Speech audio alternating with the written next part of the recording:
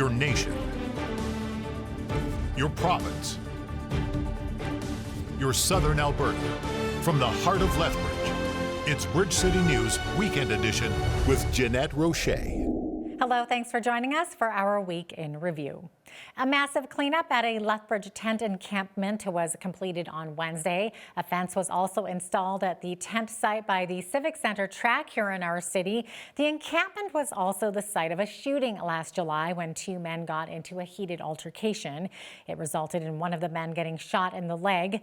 Homeless advocates are saying that not enough is being done to help out our city's most vulnerable. Video journalist Micah Quinn has the details. Today, I happened to be driving past, seen all the police, was like, oh, we better stop. Tents were taken down and a fence was erected by the old YMCA lot behind City Hall in downtown Lethbridge. Members of the Lethbridge Police Service were on hand on Wednesday morning by the tent encampment site located near the Civic Center track, as well as city crews like the Downtown Sweep program who were removing items from the tent site. The city enacted the Petty Trespass Act earlier this year, which allows LPS to issue tickets to anyone that does not vacate the premises in a timely fashion. An advocate for our city's most vulnerable, Sarah Villebrin, says she doesn't understand how the city thinks that the homeless can pay off these tickets. These people are homeless. They can't even afford to put a roof over their house. Chris, myself, and many others, community resources, individual people, we bring down meals all the time. I have people at my house right now showering that didn't know that this was happening. I have to go home and break the news to multiple homeless people that, hey, you don't have somewhere to go back to tonight. Chris Raleigh ran for a spot on Lethbridge City Council in the 2021 municipal election and is also a homeless advocate here in our city. He was at the cleanup on Wednesday morning and stressed that the city is not doing enough to help out our homeless population. They're putting the money in the wrong place, like to clean up the encampments. They have allotted the money to that, and it's frustrating because some of the homeless people are like, if you gave us the resources to keep the encampment clean, we would. And they want to have a safe place. Bridge City News reached out to the city of Lethbridge regarding the installation of the fence and the recent encampment cleanup. They sent us a release which reads in part, over the past 5 months, this lot has been the site of an encampment that has become entrenched. That creates a safety risk to those living within them and to the community. There have been increased incidents of violence, aggressive behavior, illegal activity, overdoses, and unhealthy living conditions at this encampment. The city of Lethbridge is committed to balancing the needs of those experiencing homelessness and support them while still recognizing the needs of property and business owners impacted by encampments. For Bridge City News, I'm Micah Quinn. The high cost of living is impacting so many Canadians here in southwestern Alberta. Some people are even living in their cars right now. That is according to Lethbridge MP Rachel Thomas. I've had numerous people come into my office with their home heating bills, and they'll often circle the carbon tax line so that I can see directly what it equates to for them, and they're just totally distraught, and for good reason. Again, the Trudeau Liberals have determined that they are going to triple the carbon tax. Well, at the end of the day, we know people need to heat their homes. This is Canada. And so putting a carbon tax on that is just punitive in nature. It's not actually going to help curb behavior. Thomas also says the increase in carbon tax is affecting our farmers. The final crop report for the 2022 Alberta growing season brought good news. This growing season indicated much higher yields above the 5-year average. The report says quality for hard red spring wheat, canola, and dry peas was above their 5-year averages. Meanwhile, oats and durum wheat were lower. Quality for malt and feed barley was on par with the 5-year average. Due to favorable conditions, farmers across Alberta were 2 to 3 weeks ahead in harvest progress for the second straight year. As of October 11th, 99% of all crops have been harvested in Alberta. Each year over the past 2 decades, Carrie Kerber and her husband have transformed their 6th Avenue home in Lethbridge into a pirate ship for Halloween. Kerber says the idea of a ship came after the Pirates of the Caribbean movies was released. She said her family wanted to do something different as opposed to a traditional haunted house. Skeletons. We love the pirate skeletons, and that's a slightly different theme. We did the haunted house thing, and people really love the pirate thing with the skeletons and all the fun that goes with that. There's a lot of wow. There's a lot of wow and a lot of, how did you do that? Is that really your house? Kerber says they continually add new pieces each year, and the entire set takes up to about a month to complete. I should go check that out for sure. After the break, Premier Smith's new cabinet was sworn in this past week, and up next we have details from both parties' AGMs. Albertans can't afford these woke, incompetent NDP policies, whether in Ottawa or in Edmonton.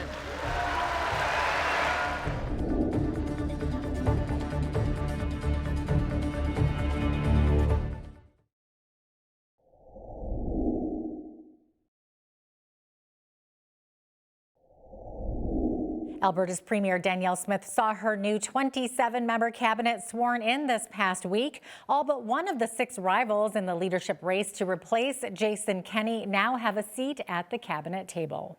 Both the United Conservative Party and Alberta's opposition NDP held their respective AGMs last weekend. Our own Naveen Day attended the UCP meeting in Edmonton to provide a recap of Smith's keynote address and press conference.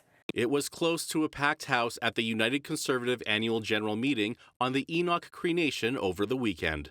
During her keynote address, Alberta Premier Danielle Smith fired shots at NDP leader Rachel Notley for supporting increases to the federal carbon tax and blamed her for alleged inefficiencies within Alberta Health Services management. Rachel Notley is on the record that she supports this carbon tax increase 100%. That's what she thinks is good for Alberta families. Well, I don't. Albertans can't afford these woke, incompetent NDP policies, whether in Ottawa or in Edmonton. The system, my friends, is broken. Most of those managing AHS today are holdovers from the NDP years. They have had their chance to fix this bloated system, and they have largely failed on almost all accounts. Failure is no longer an option. Following her speech, Smith spoke to the media, where she delivered yet another apology. This time it was to those who she had previously called the most discriminated group she had ever witnessed in her lifetime. I'm deeply sorry for anyone who was inappropriately subjected to discrimination as a result of their vaccine status. I'm deeply sorry for any government employee that was fired from their job because of their vaccine status, and I welcome them back if they want to come back. And according to political blogger Vince Byfield, Smith needs to do more than just apologize to the unvaxxed. He says she needs to repair division that was created due to provincial health mandates. I strongly encourage her to do things within her party to help both sides see what they've gone through, right? It's kind of like a truth and reconciliation for the unvaxxed. The UCP is gearing up for a provincial election in the spring of 2023. And according to Deputy Premier and Lethbridge East MLA Nathan Newdorf, unity within the UCP is key to keeping the Notley NDP out of government. Show them that we work together as a party, and in that unity we balance cabinet. We're going to take a balanced approach to the province.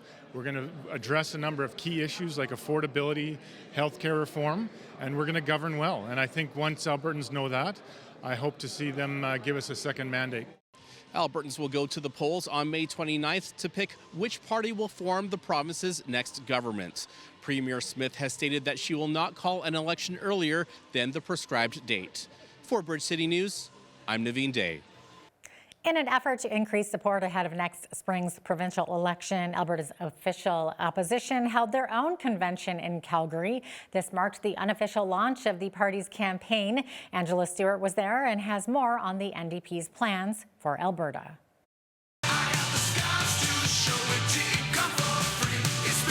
Setting the stage ahead of the general election next year, NDP leader Rachel Notley says she is ready to start campaigning. Yeah, it's getting campaign-ish for sure. We're in that stage. This is not only the biggest convention we've ever had in Calgary, this is the biggest convention we've ever had ever. Speaking to a crowd of Calgarians on Saturday during the NDP's annual general meeting, Notley shared her party's plans and priorities with the hope to garner more votes. Albertans want to know who we are and what we're going to do. Notley says her party plans to put a cap back on utility bills and freeze the gas tax at the pumps, adding that Albertans need a responsible government. And so they really are looking for stable, responsible, evidence-based, responsive government. And that's going to be a key part of our economic offer going forward.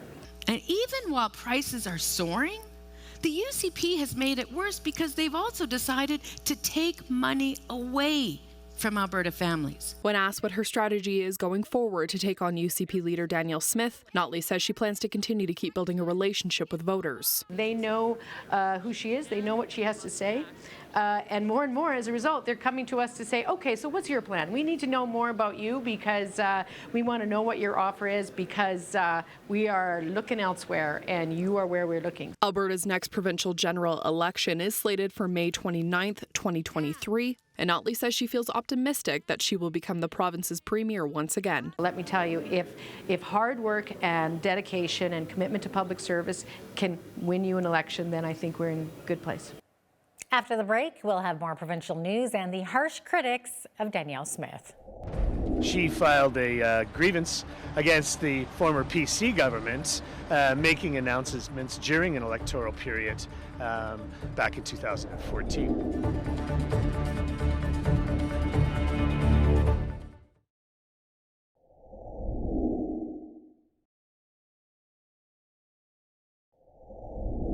Premier Danielle Smith was getting some heat this week for speaking at the grand opening of a new wing at Medicine Hat College because she's in the middle of an electoral period running for a seat in Brooks Medicine Hat. David Eggen, who is the NDP critic for advanced education, says this violates the Elections Act.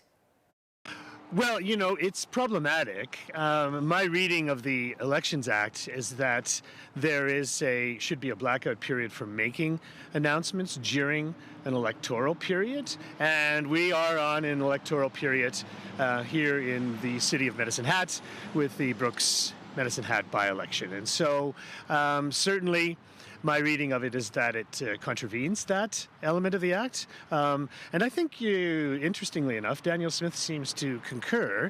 She filed a grievance against the former PC government, making announcements during an electoral period back in 2014. So, I mean, I think this warrants further investigation.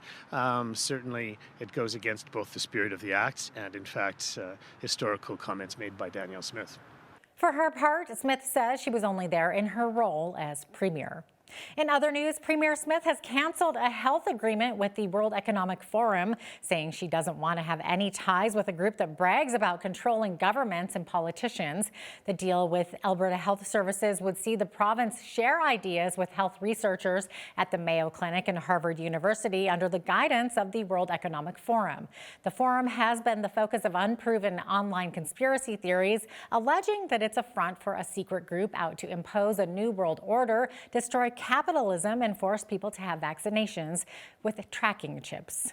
Meanwhile, opposition NDP leader Rachel Notley says Smith is going about this all wrong. We need our leadership that we currently have to stop engaging in strange conspiracy theorists and strange conspiracy theories, and to understand that down here on planet Earth, there is a crisis in our healthcare that we need to focus on. So if we get to the point where we understand what the problem is, there are a number of things that we have to do. We have to stop talking about creating more chaos in our healthcare system and start talking about growing stability and giving stability to folks in the system. Lethbridge West MLA Shannon Phillips, who is also the NDP health critic, says not only does Alberta have a huge shortage of doctors, there's also only one OBGYN in the entire city of Lethbridge, and fixing this problem should be of top priority. There is now a terrible and worsening shortage of obstetric and birthing care here in Lethbridge. Lethbridge right now has one OBGYN in a city of 100,000 people. This affects all communities in southern Alberta that rely on care here at our hospital. It is the fault of a UCP government that has combatively attacked healthcare and pushed the system to the brink. This must be urgently addressed. Albertans have been facing tough times right now with inflation and the cost of living continuing to rise. It can mean families are unable to pay for groceries. A new hunger count report was released by Food Banks Canada. It says there were 1.5 million visits to food banks last March. That was a 15% jump from the same month last year and 35% higher than in March of 2019. As for Albertans, we accessed food banks more than double the national rate compared to pre-pandemic levels. Just under 157,000 Albertans accessed a food bank in March of this year, and that is a 34% increase compared to 2021. Ariana Scott is the CEO of Food Banks Alberta, and she says close to 58,000 children use food banks annually, and around 45% of Albertans that use food banks are families. She says times have been tough for a number of Albertans. When all of our citizens struggle, it trickles down, and so it impacts our children, whether it's a senior who's experiencing food insecurity or a middle-aged person. It's impacting the children in our province, and as that trickle-down effect happens, so if a senior is experiencing it, their children may take them in, which puts their family at a greater food insecure position. It's not an isolated to rural or urban situation. It is across the province. It is the whole province. And therefore, we have to look at it from a provincial perspective and treat it as such. The report also says that 1 in 5 Albertans are experiencing food insecurity, and close to 60% of rural food bank users receive government assistance like AISH or the Canada Pension Plan. After the break, we speak with a health policy expert who says politicizing healthcare and adding uncertainty to the board are the pitfalls for our Alberta Health Services leadership. Stay with us for a possible solution.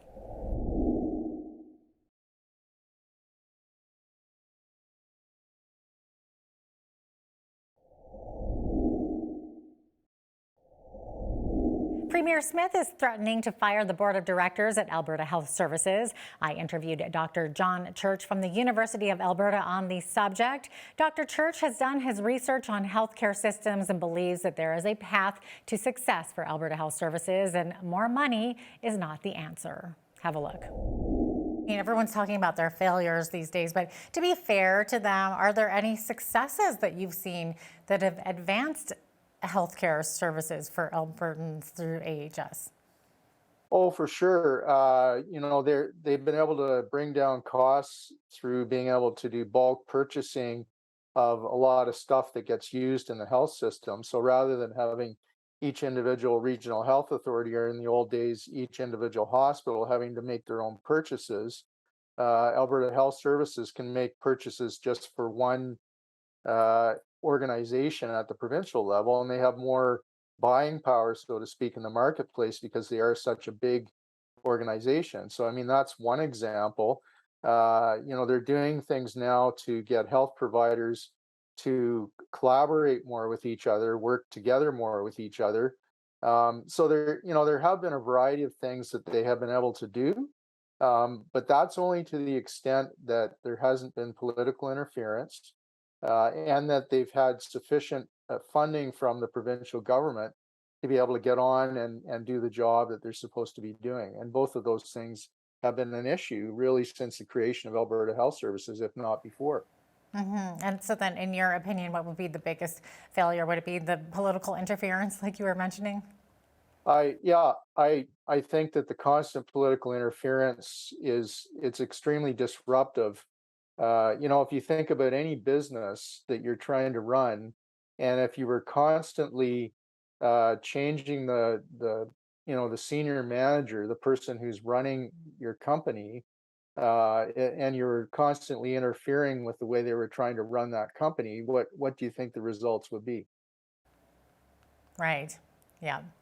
Now, John, from your research, which you've done a lot of, what would be the most effective course of change for AHS and the United Conservative Party, for that matter? So do you think it's fair for Danielle Smith to be placing all the blame at the foot of the board? And, should she clean house like she says she's going to?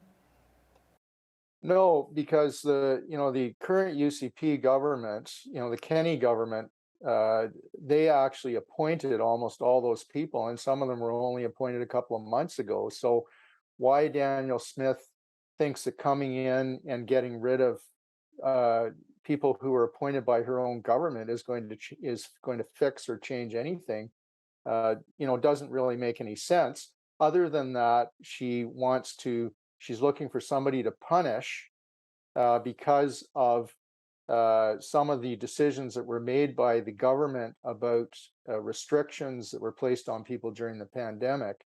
that were unpopular with a very small percentage of the Alberta population, but that small percentage, just happened to be the people that are supporting Danielle Smith. So, beyond that, there is no clear rationale as to why this is going to fix anything in the healthcare system. If they really want to fix things in the healthcare system, what the government could do is they could come up with a policy for seniors services to make sure that seniors get the supports that they need out in communities so that they don't end, things like help shoveling snow, help cutting their grass, maintaining their properties, help getting groceries, help cleaning their house, not to mention the home care services that they already get, so the medical related services they already get. If the government would come up with a really good policy for that, and if the government would also come up with a policy for ensuring that all Albertans have got access to primary care out in the community, those two things alone would go a long way to helping out to bring down the pressures that are on acute care facilities, because everyone now, they end up going to acute care facilities because they can't get the care that they need out in the community. So if the government really wanted to do something, they would do that. And that's not on AHS, because AHS does not control a lot of those things that are going on out in the community. That's government. When we come back, another timely perspective for Danielle Smith to consider as a new direction for AHS. This next expert says the break from the Economic Forum is perfectly fine and that politicizing healthcare only decreases opportunity for positive outcomes. You won't want to miss this. Stay with us.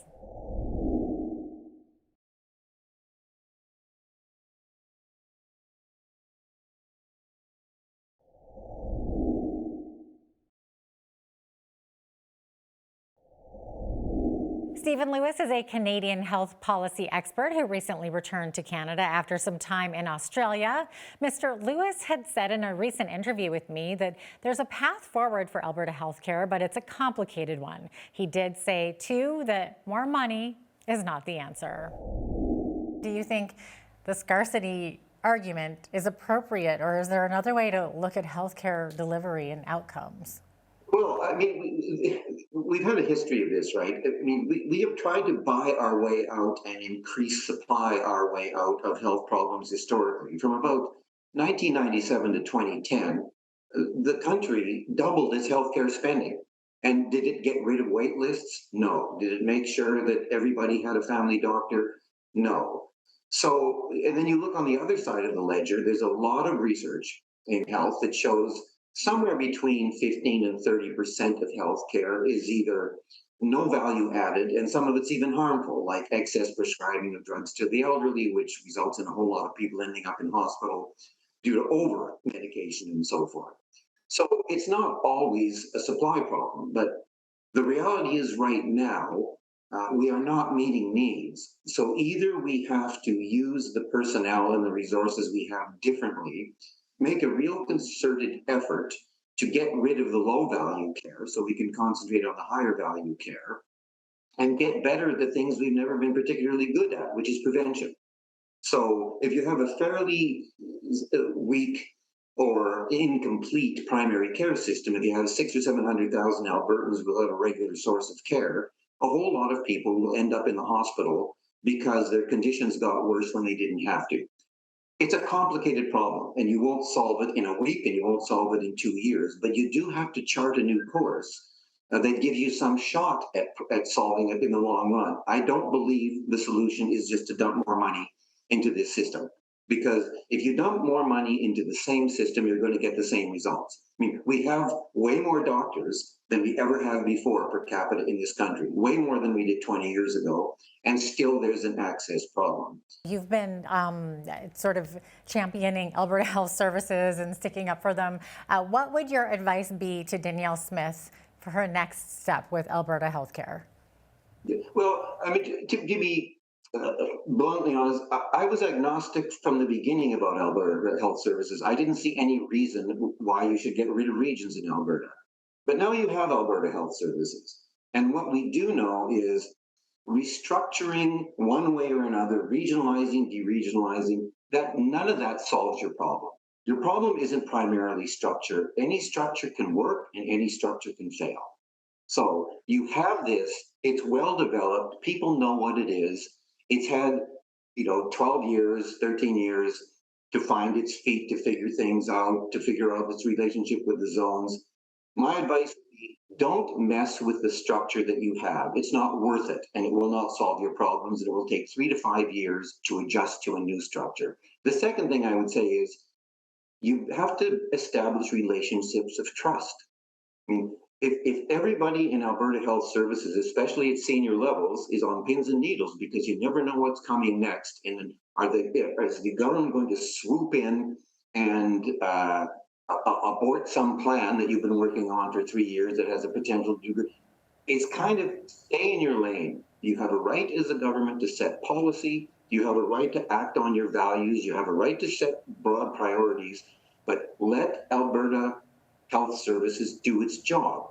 Sure, hold it accountable, but make that accountability transparent. You better say to Alberta Health Services, this is what we mean by performance. This is what we're going to judge you on. And then if it falls short, you've got two approaches. One is, we're going to behead people and we're going to fire them, the lot of you, and we're going to do this and that and micromanage it. Or the other one is, let's do quality improvement, learn from our mistakes, figure out how to get better, have constant discussions, and we'll get through this together. I mean, you're either a unified province where the government, the Minister of Health, the Department of Health, and Alberta Health Services are colleagues, and they work on this together, and it's not us and them, or they're not. And it seems to me the only way forward here that's going to work is if it is a much more trusting, respectful, and a relationship with good communication between people, and that the last thing you should be doing is yanking AHS here and there, firing the board, figuring, we'll get a new CEO and that'll fix everything. That's just pie in the sky. Stay with us. After the break, we hear about businesses in Medicine Hat working together with their Chamber of Commerce. Keep it right here.